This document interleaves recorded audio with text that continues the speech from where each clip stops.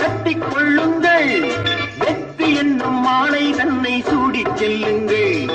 வீரம் என்னும் பாவை தன்னை கட்டிக் கொள்ளுங்கள்.